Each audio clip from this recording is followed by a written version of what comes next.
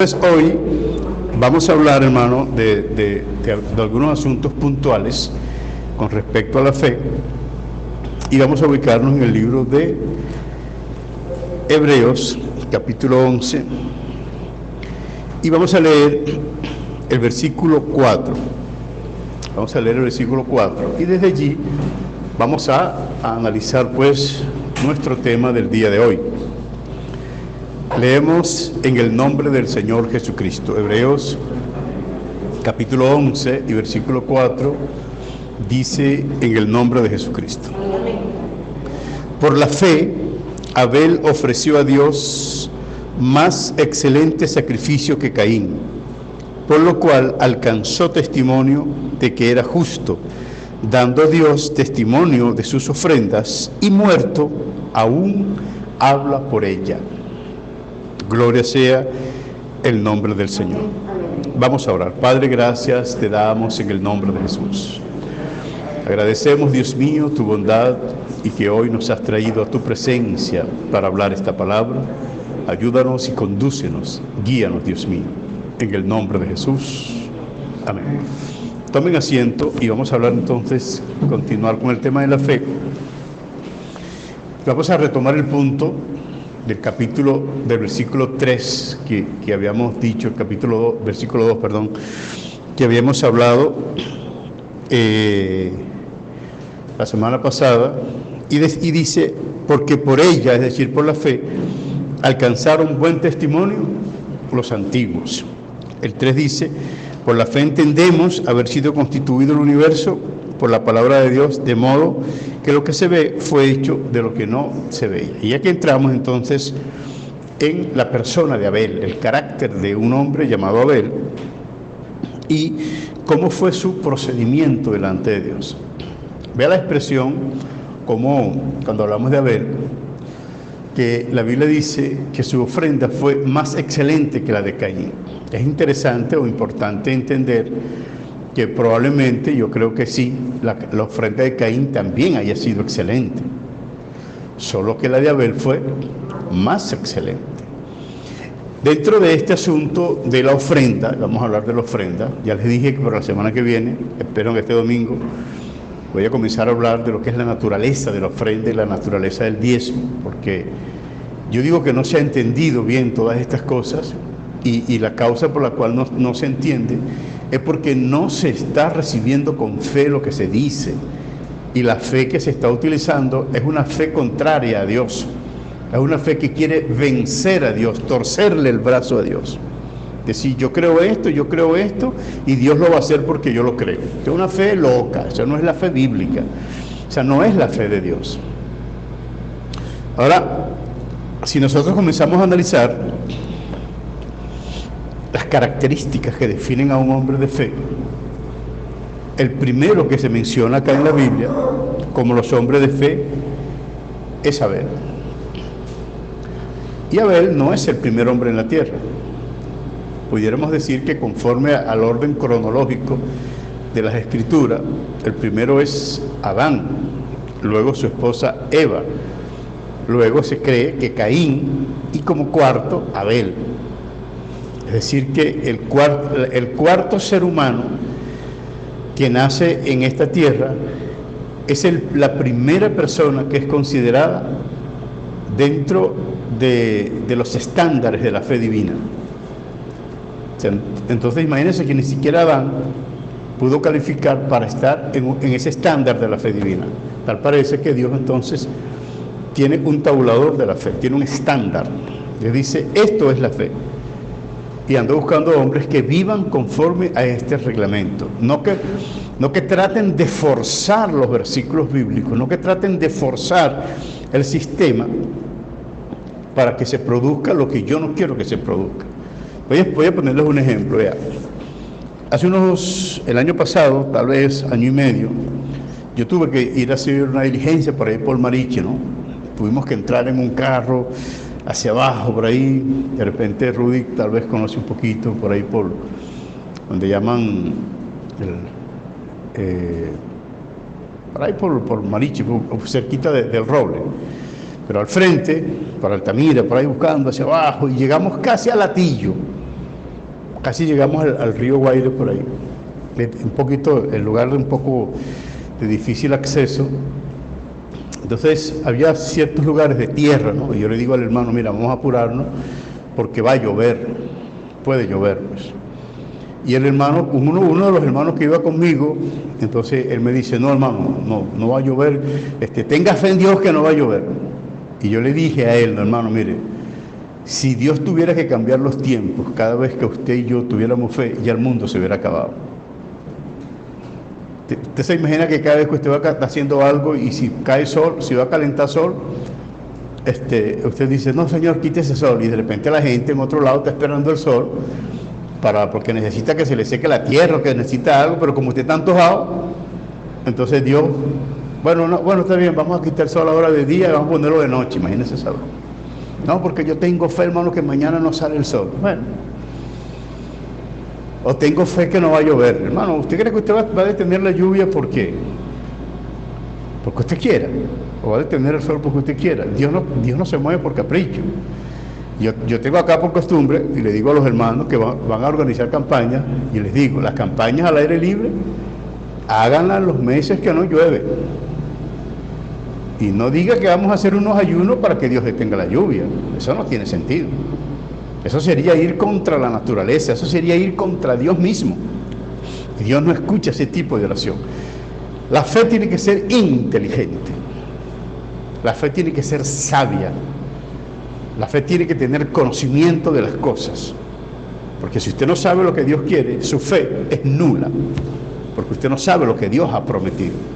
Entonces, los hombres no reposan en la promesa de Dios, sino que reposan en sus propias promesas. Y eso es el hecho, o una de las cosas que ha sucedido hoy en muchas de estas iglesias neopentecostales de hoy en día, que se ponen a estar ofreciendo cosas a las personas y haciendo un pacto, dame esto y Dios te va a dar esto, da esto para que Dios te dé esto, y cuando ellos no reciben lo que están esperando, porque hicieron una declaración de fe o hicieron aquello, todo sujeto a la fe, y cuando no lo reciben se frustran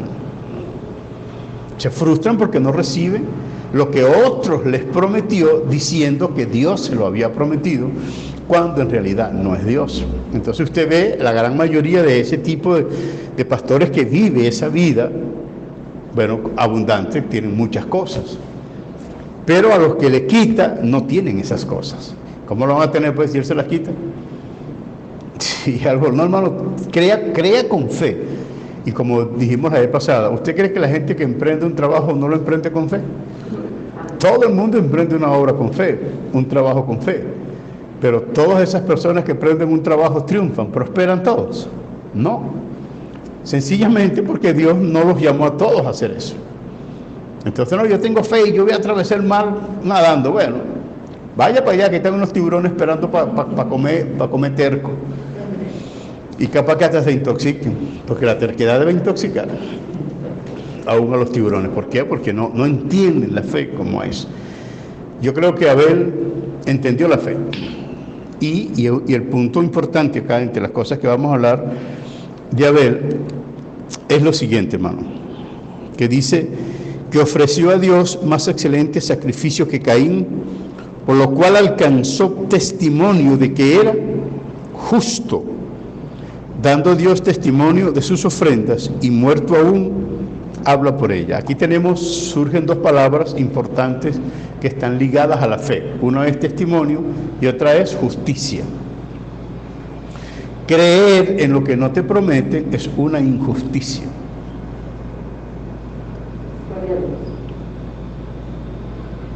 ¿Aló?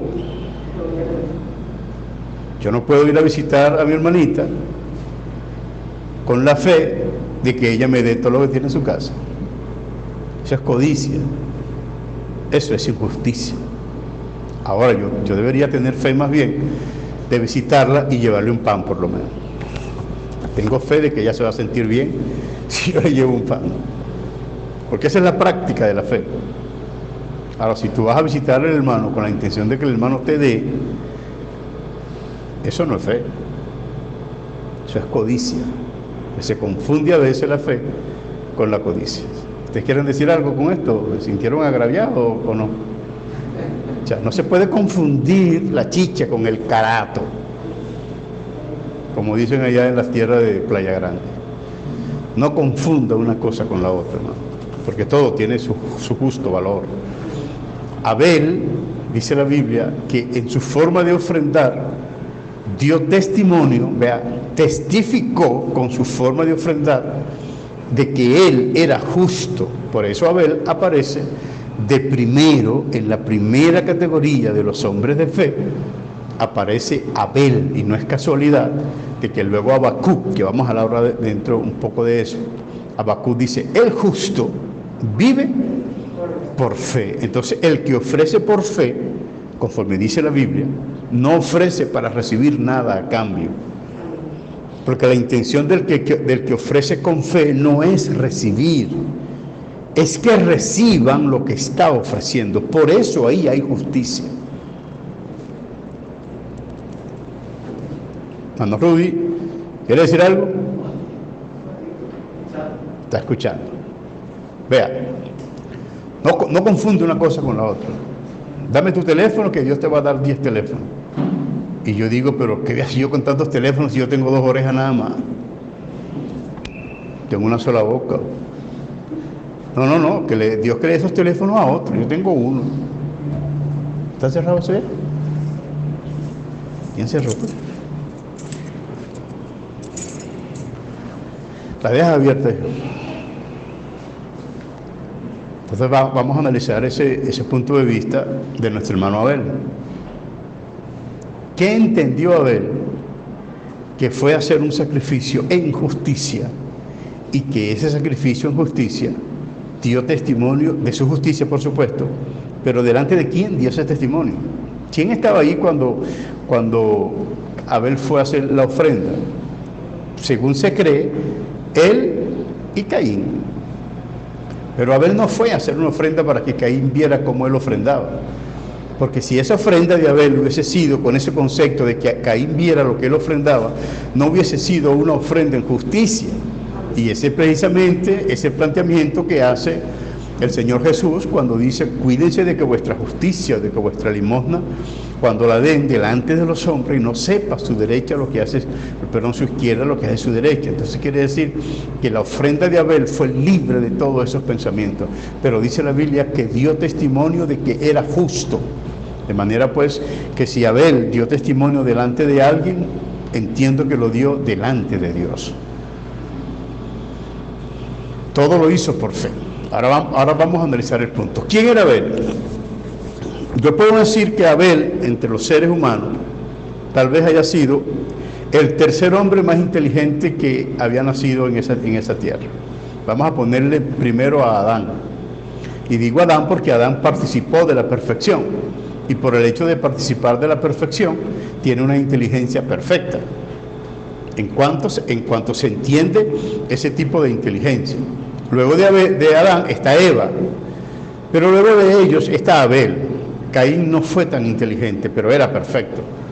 Era casi perfecto, porque estaban como que comenzando a salir de ese grado de perfección. De manera que para entender bien esta ofrenda y para entender bien esta fe, este carácter que se está manifestando allí, necesitamos transportarnos, conducirnos allá, hacia ese contexto histórico en el cual se estaba viviendo. Hoy hay hombres muy inteligentes, mujeres muy inteligentes en la tierra, pero imagínese usted, si hoy en día, cuando la mente del ser humano se ha degradado tanto, han transcurrido 6.000 años desde que Adán pecó, y el hombre se ha degradado tanto, y aún hay hombres inteligentes, aún hay mujeres inteligentes, ¿cómo sería entonces la mente de Abel? ¿Cómo sería la capacidad de abstracción de Abel? La capacidad de pensar, de analizar, de saber lo que era bueno y lo que era malo.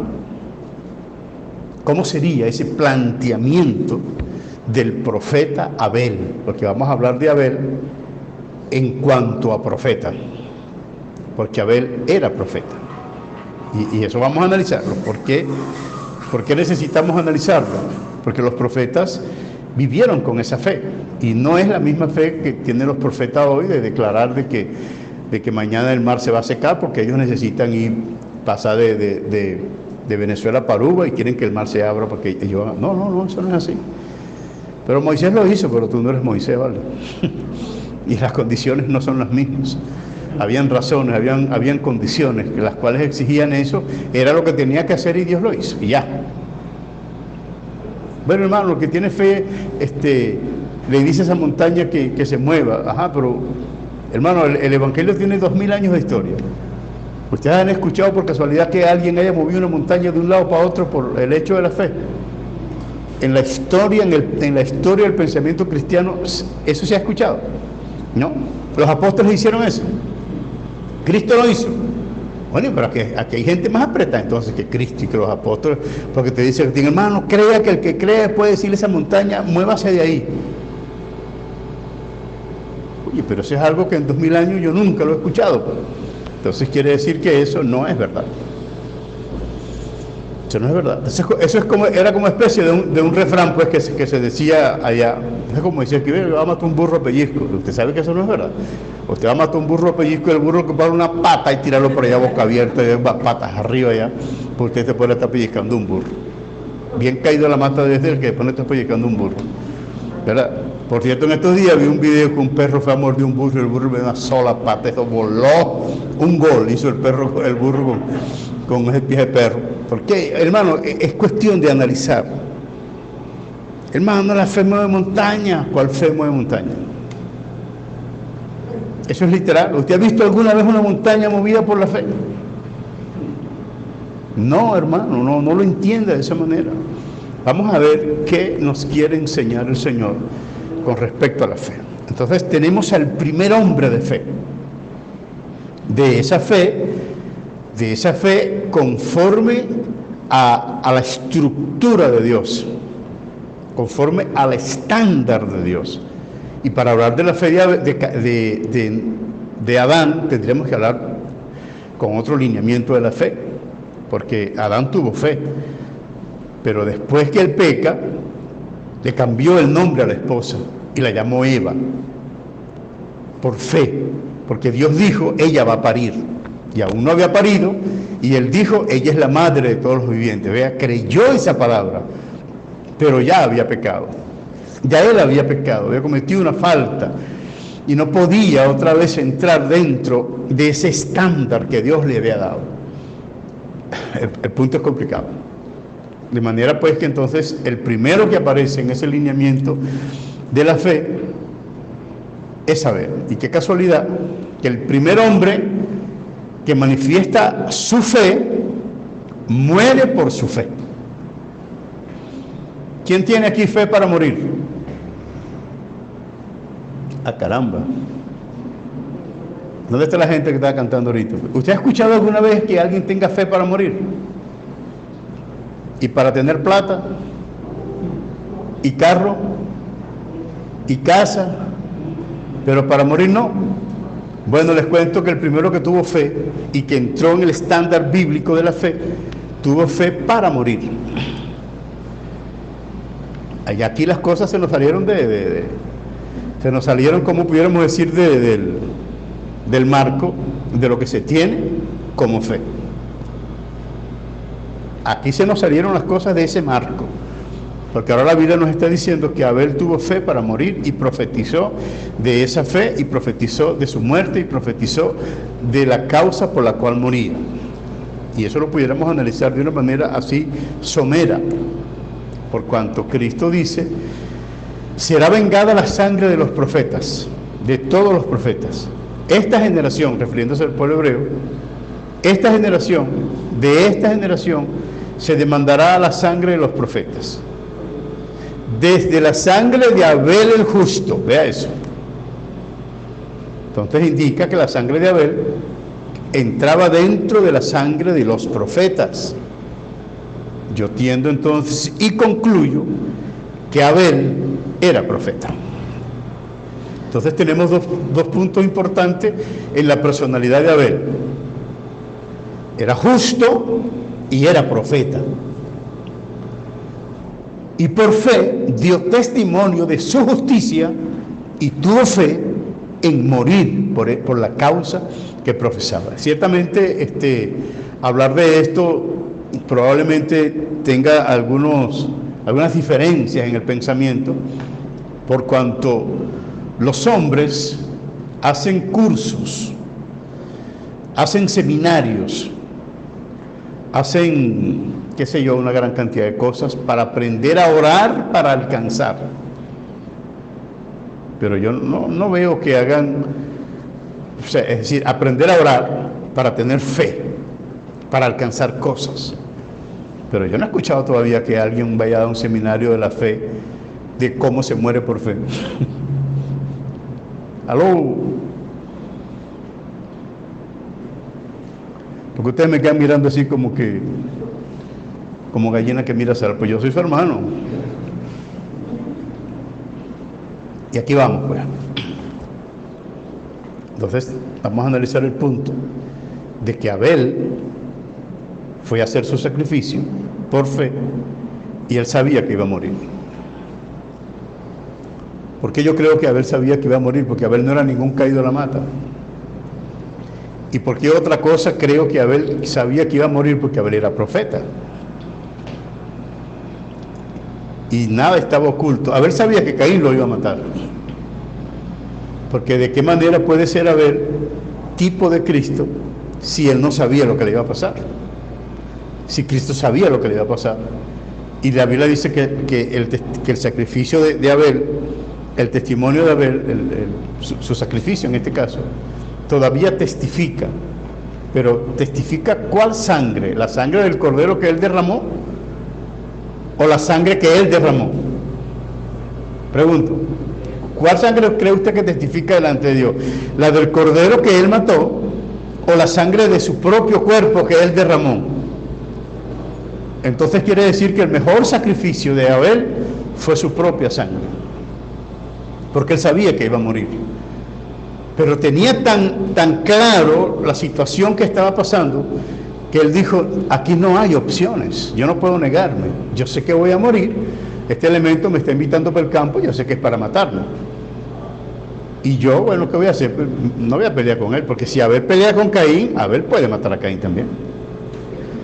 Porque no es como lo pintan las películas, que Abel era un hombre esmanglillado, caído a la mata, no. Abel era un macho completo, hermano. Yo creo que hasta más que Caín, porque en Abel reposaba la gracia de Dios. Entonces las películas lo pintan como un pájaro flaco, como empestado, como que estuviera todo esmadejado, como un hombre esmorgallado. No, hermano. Abel era un hombre fuerte. Era un hombre sobre el cual reposaba la gracia de Dios. Era un hombre acostumbrado a caminar de aquí para allá y de allá para acá porque era pastor de ovejas. No era un caído a la mata. Y él sabía lo que estaba pasando. Sin embargo, como había entendido lo que significaba la fe, Abel creyó que él iba a resucitar. Porque él entendió que la gracia de la fe era la muerte y la resurrección del hijo de la mujer. Abel tenía muy claro eso y a él nadie le fue a contar nada. Él sabía. ¿Por qué? Porque era profeta y Dios había hablado a Abel lo que iba a acontecer. Y yo me supongo, esto me lo voy a suponer, que él le dijo a Caín, él le profetizó a Caín. ¿Por qué andaba Caín bravo, pues? Ahí había un profeta, ya en los anales de la historia, en los albores de la humanidad, ya Dios levanta un profeta. Y no lo levantó con una herramienta distinta a la fe. Con razón, el espíritu de la profecía es el testimonio de Jesucristo. Todo eso va ligado. Pero hoy, cuando nosotros hablamos de la fe, es a lo que yo creo. La fe de los antiguos no era lo que él creía, sino a lo que Dios decía, a lo que Dios prometía, y en base a esa realidad, en base a esa verdad, entonces el hombre creía y vivía eso, al punto de estar dispuestos a morir por esa causa. Eso es fe. Eso es fe. Lo que usted ve hoy, que todo se dice que va a alcanzar esto por fe, eso no es fe. Eso es codicia, eso es necedad. La fe estructurada en los estándares bíblicos, en los estándares divinos, es esa. La fe de Abel, ahí comenzó. Ahí comenzó el hombre a morir por fe. Gloria a Dios. El hombre comenzó, y pudiéramos decir esto, ¿no? Vivir por fe. Pero vivir por fe es morir por fe. Gloria a Dios. ¿Ustedes han escuchado la canción, verdad? O si yo quiero vivir con Cristo. El himno. Un hermano contaba que alguien estaba cantando el himno, ¿no? O si yo quiero vivir con Cristo, o si yo quiero andar con Cristo, pero cuando le tocó la parte de morir con Cristo, decía, o si yo quiero, ay no, hasta ahí llegó porque nadie tiene fe para morir. ¿Tú tienes fe para morir, hija? Bueno, si voy a ser, yo sé que voy a ser resucitada y voy a alcanzar la salvación, amén. Pero hoy o ayer también pensabas así. No, cuando sea. No, pero mi pregunta es, ¿usted ayer estaba pensando que la fe también se tiene para morir por esa causa? ¿Los hombres vienen a Cristo para morir? No, los hombres vienen a Cristo para vivir. Sin embargo, Cristo le dijo, pero tomen su cruz y síganme. Ahora, ¿a dónde va el hombre con una cruz? A la muerte. Estamos desviando el Evangelio. Estamos desviando esa verdad del Evangelio de aquellos hombres que anhelaban morir por la causa de Cristo. Se cuenta la historia de un joven llamado Germánico, ya en el segundo siglo aproximadamente. No recuerdo si era discípulo de Policarpo, creo que era discípulo de Policarpo. Y se dice que cuando a él lo llevaron al Coliseo romano, los leones se quedaron parados así y no le hacían nada. Y el muchachito, viendo que los leones, tenía como 20 años, que los leones no le hacían nada, comenzó a asustar a los leones. Pero bueno, ¿me van a comer o no me van a comer? ¿Me van a matar o no me van a matar? Vea eso. Ignacio de Antioquía, antes de Germánico, venía, porque lo iban a sacrificar en Roma, pero algunos cristianos en Roma se enteraron del asunto y estaban montando una patrulla para secuestrar a Ignacio, para que no lo mataran. Y Ignacio se enteró y le dijo, ustedes son locos, ¿ustedes creen que yo tengo miedo a morir? Yo no quiero. ¿Quién les dijo a ustedes que yo quiero seguir en esta tierra? No me priven de mi gloria, déjenme morir con gloria. Gloria a Dios. Eso se fue, hermano. Estamos hablando de 2000 años atrás. Ahorita la fe no se tiene en ese sentido. La fe hoy se está llevando para enriquecerse. Hoy la fe la está llevando para los hombres alcanzar cosas. Y los antiguos, dice la Biblia, que por la fe alcanzaron buen testimonio. Los actuales, por la fe, quieren alcanzar grandes riquezas. Quieren alcanzar emporios, construir emporios. Y todo lo dicen por la fe. Estos antiguos no. Y yo creo que llegará el momento, pues, en que estaremos como al comienzo, donde la fe del hombre será probada de esta manera. Que Dios nos ayude, que Dios nos fortalezca y que podamos demostrar en cualquier momento qué es lo que somos y que hemos creído en un Cristo verdadero y que si morimos tenemos la esperanza y la fe, la certeza y la seguridad que un día resucitaremos. No siga teniendo esa fe de alcanzarlo todo. No, tenga la fe para agradar a Dios, para alcanzar buen testimonio. Tenga la fe para cumplir con la palabra de Dios y tenga la fe para creer lo que la Biblia dice, la promesa de Dios. No crea en lo que a usted se le ocurra, porque a usted se le ocurren muchas cosas, ¿oyó? Dígame la mente del hombre que piensa tantas cosas. Dígame si Dios cumpliera todo lo que usted piensa, hermano, y el mundo se hubiera acabado. Por lo menos yo, lo que pienso, dígame lo que pienso yo. Varios gatos hubieran pasado por el filo, pero gracias al Señor que Dios, mi fe no es para esas cosas, pues hay otros elementos que están sujetos y que están contenidos allí en ese concepto de la fe. Vamos a leer Hebreos capítulo 11, el versículo 10. Y ya vamos avanzando un poco y salimos, porque imagínense, si nos ponemos a tocar todos estos hombres de la fe, no vamos a terminar. Pero vamos a hablar de uno de ellos, y hablándonos de los herederos de la promesa, Abraham, Isaac y Jacob. Hebreos capítulo 11, versículo 10 dice: porque esperaba la ciudad que tiene fundamento, cuyo arquitecto y constructor es Dios.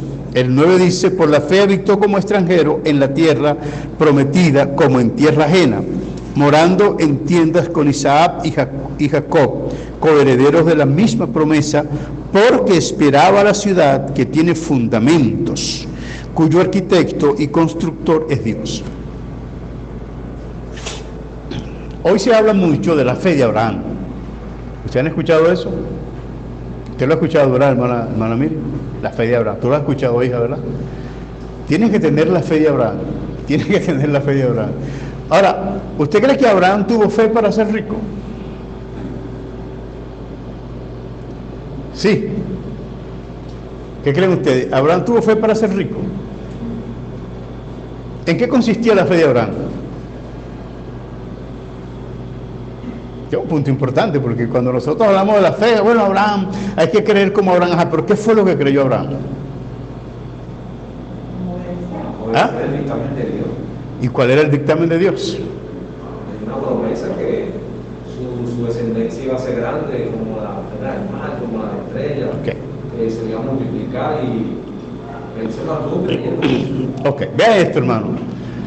La fe más elevada de Abraham era que él era el padre de un hijo que salvaría el mundo. Y por eso cuando se le presentó Melquisedec, y Melquisedec le dijo: yo soy ese hijo que tú esperas. Eso es algo que la mente humana no es capaz de analizar. Por eso Cristo hizo alusión y le dijo a los judíos: Abraham se gozó de que había de ver mi día, y lo vio y se gozó. ¿De qué se gozó Abraham? ¿De sus riquezas? Se gozó de que había de ver el día del Señor, el Mesías. Y dice: y lo vio y se gozó. Los judíos dijeron: tú aún no tienes 50 años y has visto a Abraham. Y Cristo le dijo: no solo que yo he visto a Abraham, sino que Abraham me vio también a mí. Nos vimos, hablamos, y él no quiso matarme como ustedes quieren matarme. Eso es un punto duro, tiene que ser analizado ese punto que está en el libro de Juan capítulo 8. Ahora aquí estamos hablando que Abraham tenía una fe, y la fe de Abraham era no vivir en la tierra. De acuerdo al planteamiento que hace el libro de Hebreos, es que Abraham vivía en tiendas con Isaac y Jacob, pero aquí califica la causa por la cual vivía en tiendas. Dice: porque esperaba la ciudad que tiene fundamentos, cuyo arquitecto y constructor es Dios. El pensamiento de Abraham estaba más elevado que la herencia de la tierra prometida. El pensamiento de Abraham fue mucho más elevado. Abraham esperaba la ciudadanía celestial. Y cuando usted comienza a analizar todo el capítulo 11 del libro de los Hebreos, ninguno de esos hombres estuvieron esperando una herencia terrenal. Todos ellos esperaron una herencia espiritual. Por eso dice la Biblia que la vieron y la saludaron de lejos. La saludaron de lejos. Vivieron perseguidos, peregrinos, angustiados, azotados. ¿Por qué? Porque esperaban una ciudad celestial. Ellos esperaban una ciudad celestial. Ahora imagínense usted el planteamiento de la fe de hoy, que los hombres quieren una ciudadanía terrenal. Sería muy bueno que leyeran un libro llamado La Ciudad de Dios, escrito por Agustín de Hipona, año 300, casi 411, creo que fue que se escribió ese libro, 411, por ahí, después de Cristo, Agustín de Hipona. Ese libro se escribe después que un militar llamado Alarico destruyó Roma, y ahí surgieron muchos planteamientos porque Roma había sido destruido por causa de que estaban los cristianos allí, y ya los romanos dejaron de adorar a sus dioses y comenzaron a adorar a otros dioses. Y Agustín de Hipona comenzó a hacer un planteamiento apologético de la religión cristiana, y surgió un libro maravilloso. Yo digo que es el más elevado, o uno de los más elevados de su gesta escritural, llamado La Ciudad de Dios. Y él decía: hay dos ciudades, las cuales se niegan y son contrarias la una de la otra. la ciudad terrenal y la ciudad celestial. Una es de los hombres, otra es de Dios. Es un planteamiento muy largo, hermanos. El libro es muy largo, tiene como casi 1000 páginas, 700 y algo de páginas. Pero es muy importante. Ustedes son cosas muy elementales, muy importantes, por cuanto comienzan a analizar todas estas situaciones que nosotros estamos viendo hoy. No nacieron hoy. No nacieron hoy. Y esto vamos a hablar como cuando una persona tiene fiebre y solamente se ataca la fiebre con analgésico. Bueno, vence la fiebre, pero ella vuelve a aflorar hasta que se ataca la infección. Una vez que muere la infección, muere la fiebre. ¿Qué les quiero decir con esto? Que a veces nosotros queremos tratar una gran cantidad de temas hoy y pensamos que esos problemas surgieron hoy y no nos damos cuenta que tienen un rasgo histórico muy elevado, muy largo. Y si no conocemos todos esos acontecimientos que se han dado durante la historia del pensamiento cristiano, vuelvo y le digo, son 2000 años, 2000 años de acontecimientos, donde hombres verdaderamente han vivido por fe. Pero a medida que los tiempos van pasando, estas generaciones van mutando y cada día van aportando elementos distintos y más peligrosos, los postreros que los primeros. De modo que necesitamos hombres con la capacidad de hacer frente a todos esos planteamientos. Y hoy tenemos una gran cantidad de iglesias presas en la necedad, cegadas por la ignorancia, porque les hacen una gran cantidad de ofrecimientos por fe, y ellos están como tontos, como estúpidos allí, recibiendo una gran cantidad de cosas, promesas que nunca van a recibir sus cumplimientos. ¿Por qué? Porque no entendieron bien la fe. La fe es para alcanzar buen testimonio. La fe es para agradar a Dios, y hay un estándar de fe, que al cumplir ese estándar de fe, cumplimos con la justicia de Dios, con lo que Dios exige con respecto a su justicia. ¿Qué le importa a usted si usted es rico y si al final su alma se la lleva el diablo?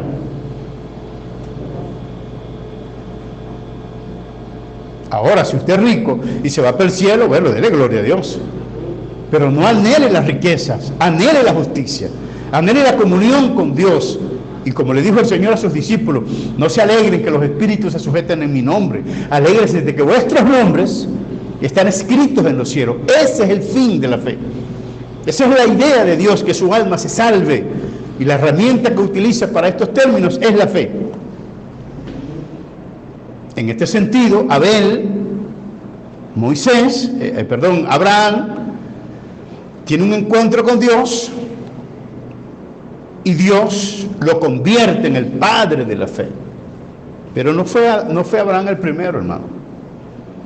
Claro, todos hablan de la fe de Abraham porque Abraham era rico. Y después hablan de la fe de Isaac porque Isaac era más rico todavía. Y hablan de la fe de Jacob porque Jacob era rico. Pero ¿quién habla de la fe de Abel, pues? Aló. Nadie habla de la fe de Abel. Y cuando hablan de Abel es para decir que Abel dio una mejor ofrenda. O sea, siempre está el dinero involucrado de por medio. ¿Quién habla de la fe de Jeremías, que lo que llevó fue madera y piedra por todas partes, hasta que lo mataron a piedra en Egipto? ¿Quién habla de la fe de Isaac, que según dice la tradición que lo aserraron por la mitad con una sierra? ¿Quién habla de la tradición de Zacarías, que lo mataron entre el templo y el altar? O sea, ¿quién habla de la fe de esos grandes hombres de Dios que marcaron la pauta, que marcaron la historia, que regaron con su sangre, con sus huellas están llenas en la historia? ¿Quién habla de ellos? Nadie habla de ellos, porque ellos no eran ricos. La gente habla hoy de la fe de Abraham, pero no entienden que la fe de Abraham no estaba sujeta a las riquezas. La fe de Abraham estaba sujeta a la promesa de un hijo que había de venir y a su habitación en un fundamento verdadero cuyo arquitecto es Dios, y a esa ciudad la saludaron de lejos. Lea bien el libro de Hebreos capítulo 11 para que se dé cuenta en qué consistía la fe de esos grandes hombres. Ahora, todo el que va a hablar de fe, lo primero que dice, la fe es la certeza de lo que se espera y la convicción de lo que no se ve, pero no pueden dar razón de eso. Tienen que leer por lo menos el capítulo 10 pues, para que entiendan de dónde sale esa palabra, hacer un análisis hilativo de todos esos pensamientos para que veamos qué es la fe que estamos teniendo. Entonces, la fe va más allá de eso. Cuando hablamos de Habacuc, no sé si alguien querrá decir con respecto a esto, el hombre que tiene fe para vivir en el cielo, porque aquí está escrito. Aquí está escrito, hermano Mateo. Aquí está escrito. Porque esperaban la ciudad que tiene fundamentos, cuyo arquitecto y constructor es Dios. De manera que el versículo 39 de este capítulo, vamos a leer el 36 en adelante para que vea un poquito cómo va concluyendo este versículo, este capítulo, y dice: otros experimentaron vituperios y azotes, y a más de esto, prisiones y cárceles, todo esto por fe.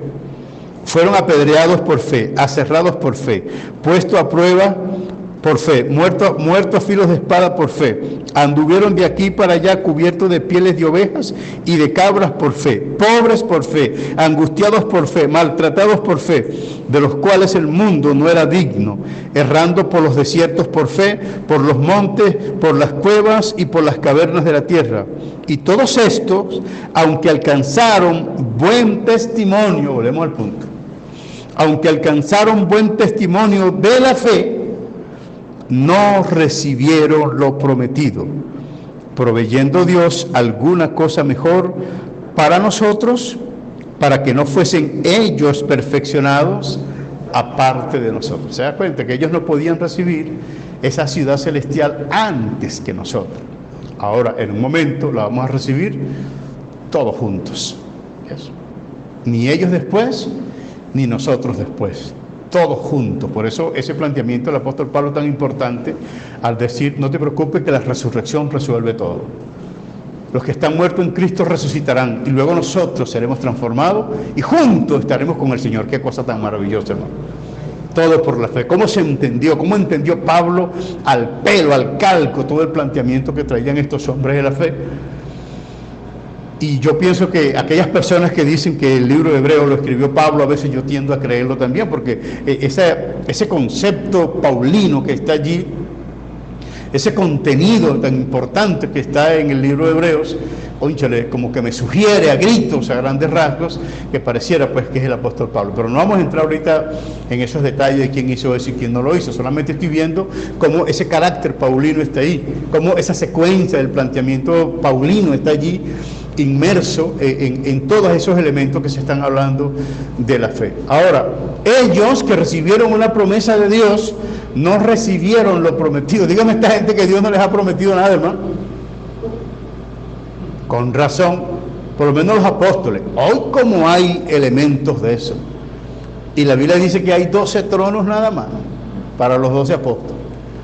Así que todo ese poco apóstol, ahí se van a quedar parados toda la vida, porque espera que uno de ellos se pare o que se muera, y como ya están resucitados, para no morir más, y el cuerpo glorificado. Ya, mire, eso está duro ahí, yo, eso está duro, pero bueno, déjalo que tengan esa esperanza, una esperanza que Dios no les prometió.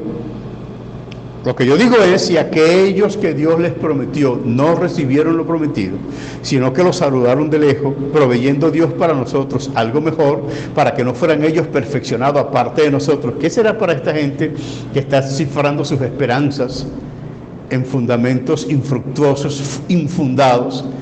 Dios tenga misericordia de esta gente. En realidad no sé qué se puede hacer con ellos. ¿Alguien quiere hablar? Muy bien, pareciera que nadie quiere hablar, o es que todos están hablando y yo no escucho. Ok, vamos a tocar el último punto acá, que nos permita la hora hablar, y es de la fe de Habacuc. Capítulo 2, y vamos a leer el versículo del 1 al 4, como para entender de qué estamos hablando. Es como que necesitamos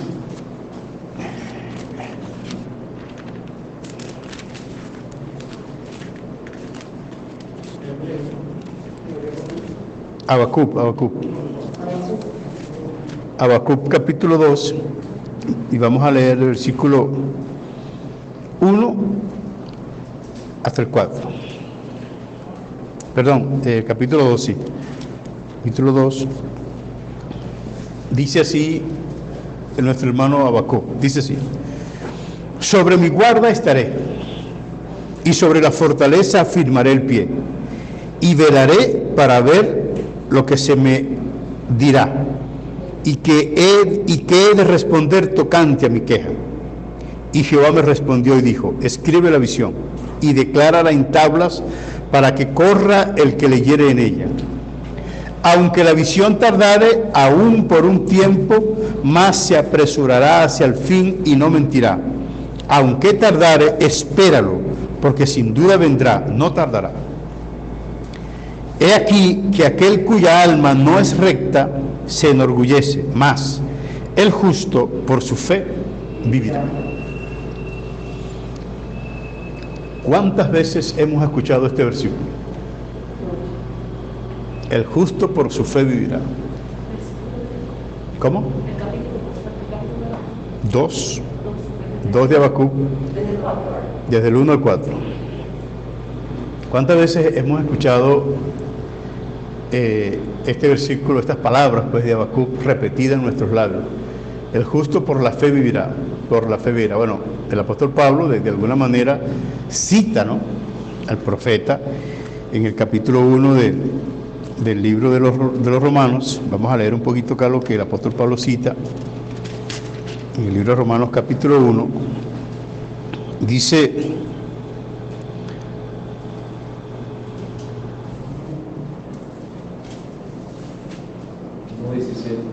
sí, pero quería leer primero el 16 para darle un poquito más de connotación a esto acá, ¿no? Y de manera casual, hermano, quiero decirles que estas fueron las palabras que hicieron como que abrir los ojos a Martín Lutero cuando comienza. La reforma comenzó acá en este versículo. Y de alguna manera tácita, ¿no? Lo digo de esta forma, en el sentido de que cuando Martín Lutero escuchó que la salvación es por fe, él comenzó a hablar de la fe no por obras, de la salvación no por obras, sino por gracia, por la bondad del Señor Jesucristo. Dice: porque no me avergüenzo del Evangelio, porque es poder de Dios para salvación a todo aquel que cree, al judío primeramente y también al griego, porque en el Evangelio la justicia de Dios se revela por fe y para fe, como está escrito: mas el justo por la fe vivirá. Habacuc está hablando de una salvación literal, física. ¿Por qué? En aquella oportunidad Habacuc está haciendo como un reclamo a Dios con respecto a lo que está aconteciendo en el pueblo hebreo, las injusticias, la maldad que hay, el impío oprime al pobre y oprime al justo, y el juicio salía torcido, y una gran cantidad de cosas que se estaban dando en esos acontecimientos. Habacuc está pidiéndole a Dios respuesta a todas estas oraciones que él le está haciendo, y Dios le dice: tranquilo, que la respuesta viene. La respuesta viene y va a ser de esta manera. Entonces, en ese sentido, Dios le dice a Habacuc: mira, los caldeos van a venir y van a hacer muchas cosas terribles acá en esta ciudad, pero el justo por su fe vivirá.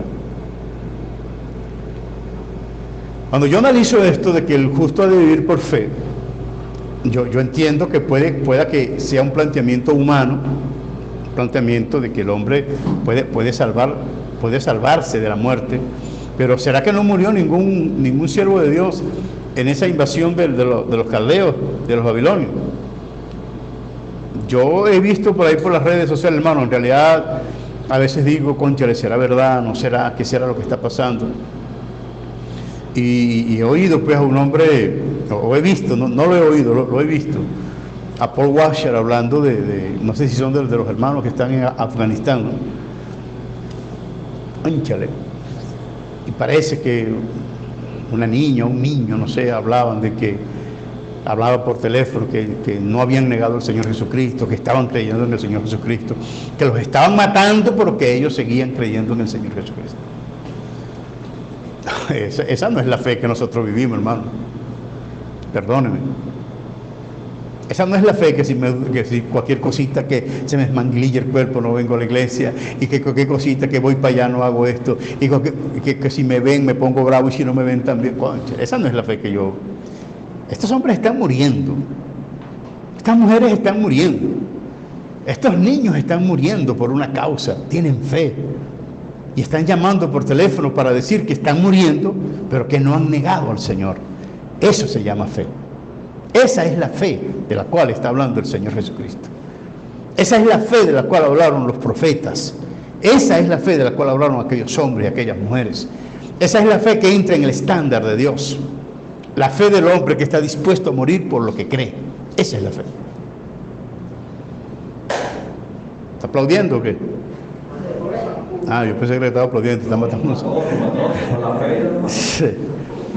Entonces, a veces una persona está enferma y van a orar por él. Por fe está sano, y el hombre sale cojeando.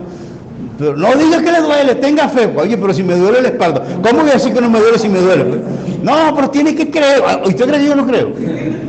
Eso es una necedad, hermano, por favor. Es una necedad. ¿Por qué le están enseñando eso a la iglesia? No puedes llorar, tienes que tener fe.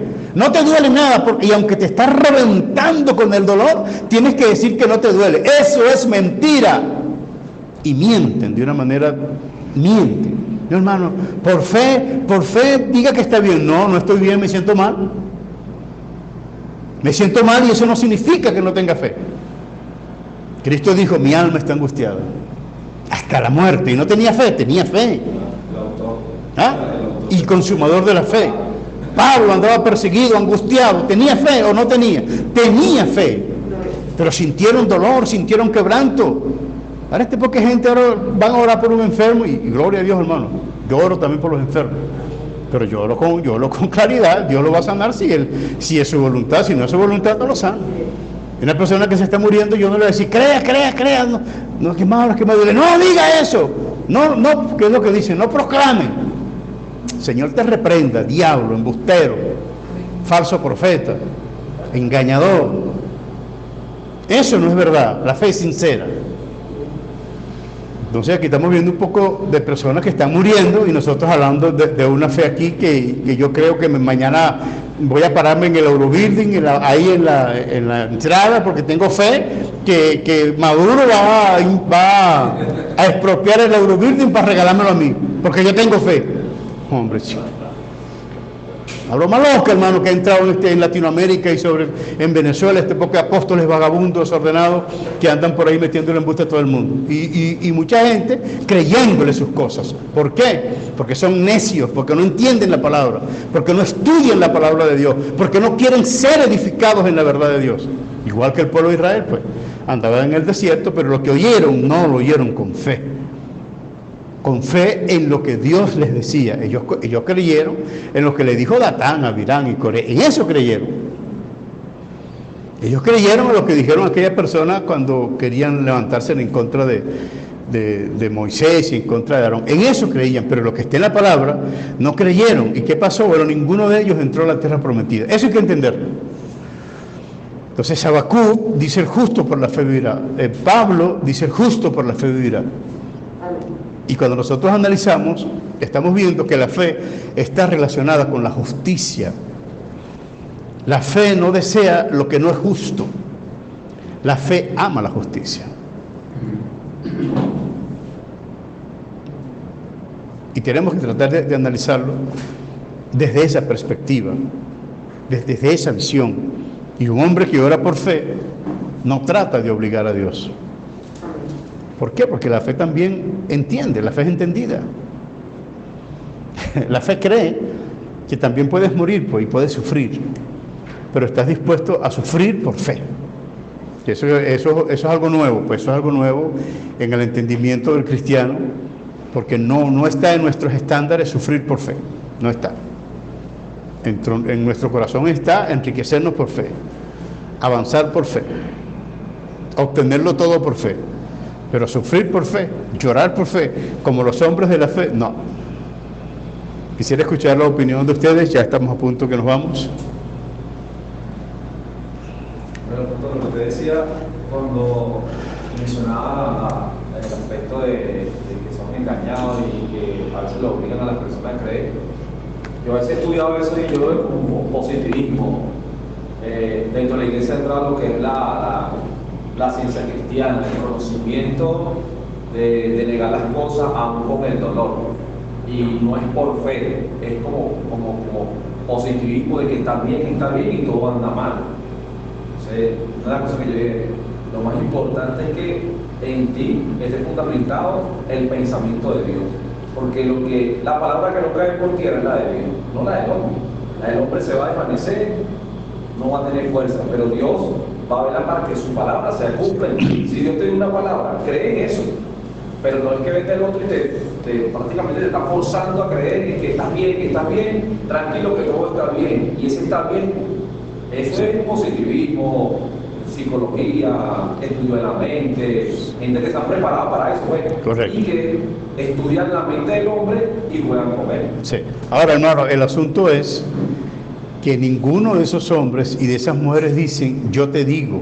Siempre dicen, es Dios te dice. Te tengo una palabra de parte de Dios. Y todo es Dios. Se están relacionando a Dios en todas estas cosas. Cuando ganó acá Luis Herrera Campín, creo que fue cuando Luis Herrera Campín, cuando ganó la presidencia de la República, él decía, ¿no?, que cuando le entregaron el gobierno, creo que fue Luis Herrera Campín, que dijo, estamos en un precipicio, pero vamos a dar un paso al frente. Bueno, pues, por fe, iban a dar un paso al frente por fe. Pero el barranco a todo el mundo.